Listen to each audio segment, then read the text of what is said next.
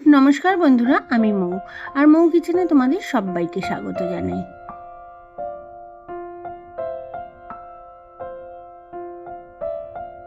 আজকে বড়ি আর পোস্ত দিয়ে শাকের একটা দারুণ রেসিপি নিয়ে তোমাদের কাছে আমি হাজির হয়ে গেছি, যেটা প্রথম পাতে ভাতের সঙ্গে খেতে ভীষণই ভালো লাগবে।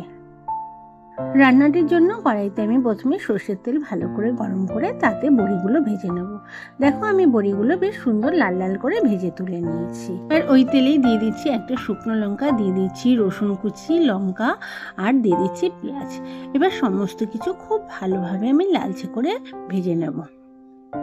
এবারে দিয়ে দেবো আগে থেকে চৌকো চৌকো করে কেটে রাখা আলুর টুকরোগুলো। আর আলুর টুকরোগুলো দেওয়ার পর তাতে দিয়ে দেবো সামান্য পরিমাণে লবণ আর হলুদ।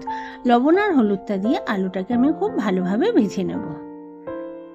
আলুগুলো ভালোভাবে ভাজা হয়ে গেলে তাতে আমি দিয়ে দেবো হেলেঞ্চা শাক। আর এই হেলেঞ্চা শাক শরীরের পক্ষে ভীষণ উপকারী, বিশেষ করে এই গরমকালে ভীষণই ভালো হেলেঞ্চা শাক খাওয়া।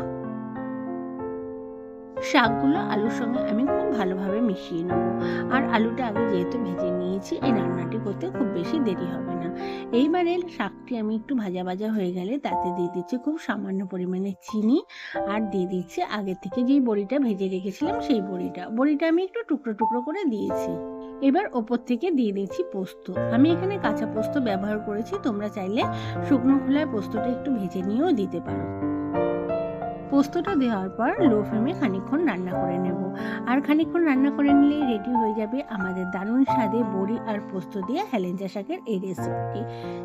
আশা করি বন্ধুরা তোমাদের আমার এই অতি সাধারণ রেসিপিটি পছন্দ হয়েছে।